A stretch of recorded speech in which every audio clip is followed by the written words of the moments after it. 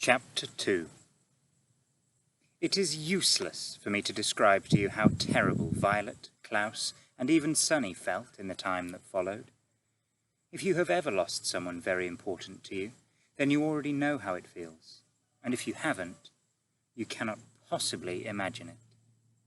For the Baudelaire children, it was of course especially terrible because they had lost both their parents at the same time, and for several days they felt so miserable they could scarcely get out of bed. Klaus found he had little interest in books. The gears in Violet's inventive brain seemed to stop. And even Sunny, who of course was too young to really understand what was going on, bit things with less enthusiasm. Of course, it didn't make things any easier that they had lost their home as well, and all their possessions. As I'm sure you know, to be in one's own room, in one's own bed, can often make a bleak situation a little better. But the beds of the Baudelaire orphans had been reduced to charred rubble. Mr. Poe had taken them to the remains of the Baudelaire mansion to see if anything had been unharmed. And it was terrible. Violet's microscope had fused together in the heat of the fire. Klaus's favourite pen had turned to ash, and all of Sunny's teething rings had melted. Here and there, the children could see traces of the enormous home they had loved, fragments of their grand piano, an elegant bottle in which Mr. Baudelaire kept brandy, the scorched cushion of the window seat where their mother liked to sit and read. Their home destroyed, the Baudelaires had to recuperate from their terrible loss in the Poe household, which was not at all agreeable. Mr. Poe was scarcely at home, because he was very busy attending to the Baudelaire affairs, and when he was home, he was often coughing so much he could barely have a conversation. Mrs. Poe purchased clothing for the orphans that was in grotesque colours and itched, and the two Poe children, Edgar and Albert, were loud and obnoxious boys with whom the Baudelaires had to share a tiny room that smelled of some sort of ghastly flower. But even given the surroundings, the children had mixed feelings when, over a dull dinner of boiled chicken, boiled potatoes, and blanched, the word blanched here means boiled, string beans, Mr. Poe announced that they were to leave his household the next morning. "Good!" said Albert, who had a piece of potato stuck between his teeth. "Now we can get our room back. I'm tired of sharing it. Violet and Klaus are always moping around and are never any fun." "And the baby bites," Edgar said, tossing a chicken bone to the floor as if he were an animal in a zoo and not the son of a well-respected member of the banking community. "Where will we go?" Violet asked nervously. Mr. Poe opened his mouth to say something, but erupted into a brief fit of coughing. "I've made arrangements," he said finally, "for you to be raised by a distant relative of yours who lives on the other side of town. His name is Count Olaf." Violet, Klaus, and Sunny looked at one another, unsure of what to think. On one hand, they didn't want to live with the Poes any longer. On the other hand, they had never heard of Count Olaf, and didn't know what he would be like. "Your parents will," Mr. Poe said, "instruct that you be raised in the most convenient way possible. Here in the city, you'll be used to your surroundings, and this Count Olaf is the only relative who lives within the urban limits."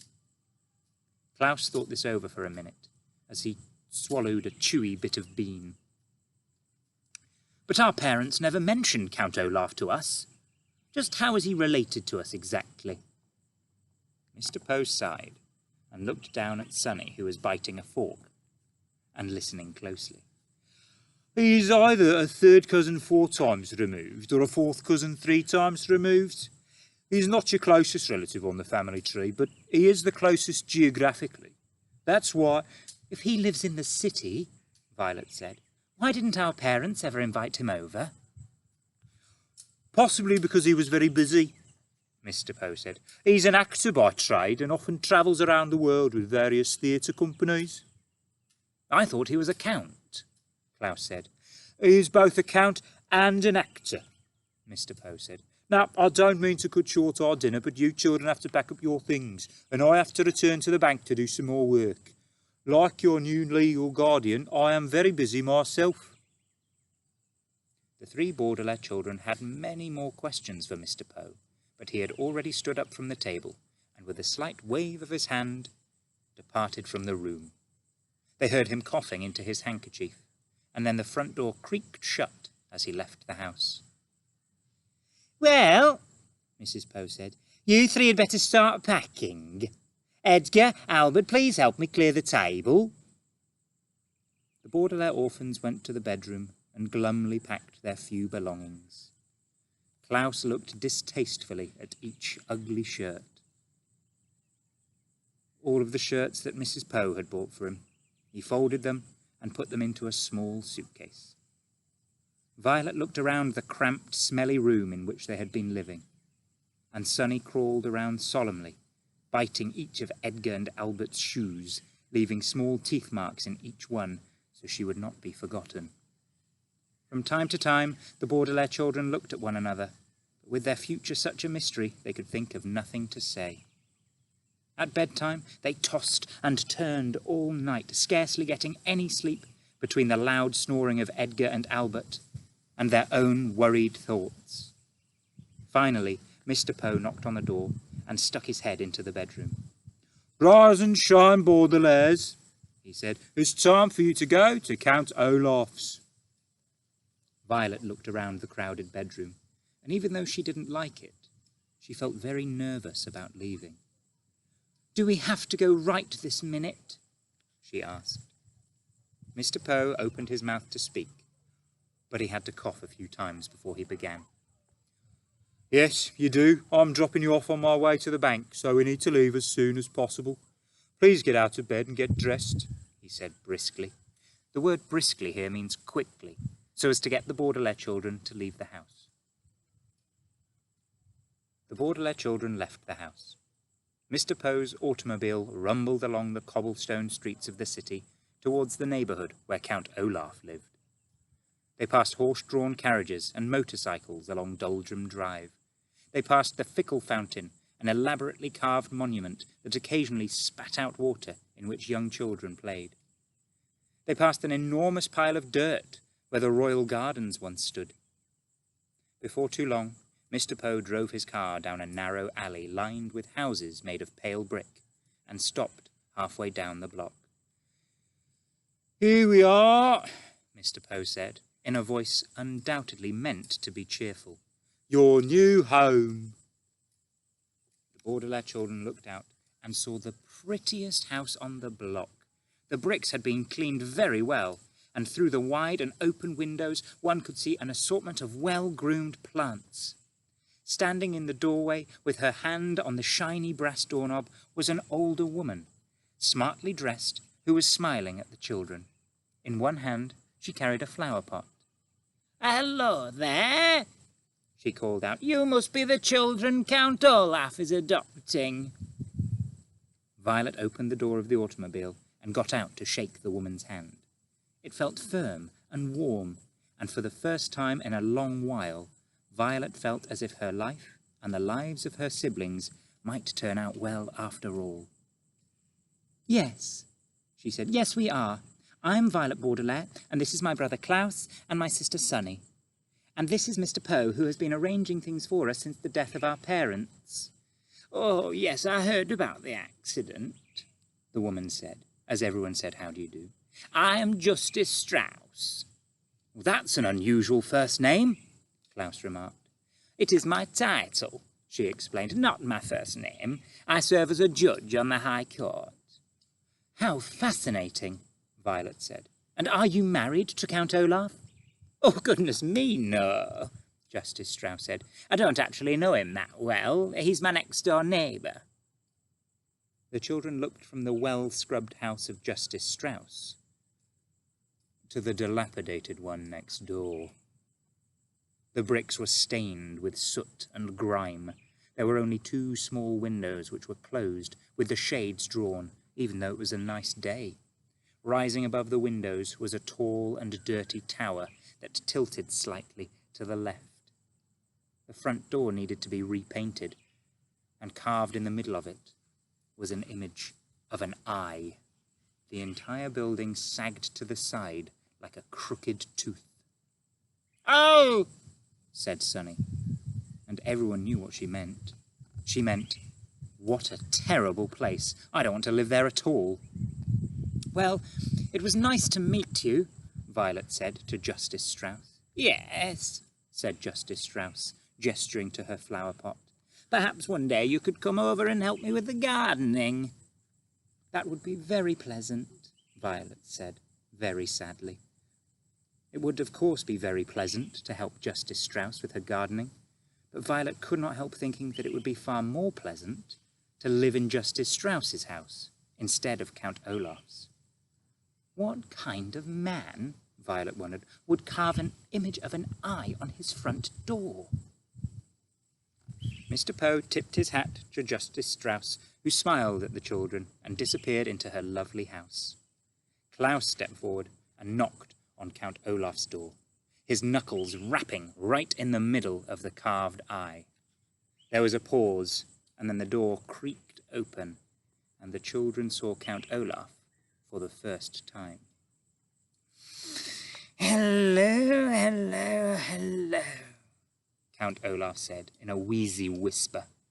He was very tall and very thin, dressed in a grey suit that had many dark stains on it. His face was unshaven, and rather than having two eyebrows, like most human beings have, he had just one long one. His eyes were very, very shiny, which made him look both hungry and angry. "Hello, my children. Please step into your new home and wipe your feet outside so no mud gets indoors." As they stepped into the house, Mr. Poe behind them, the Baudelaire orphans realized what a ridiculous thing Count Olaf had just said. The room in which they found themselves was the dirtiest they had ever seen, and a little bit of mud from outdoors wouldn't have made a bit of difference, even by the dim light of the one bare light bulb that hung from the ceiling.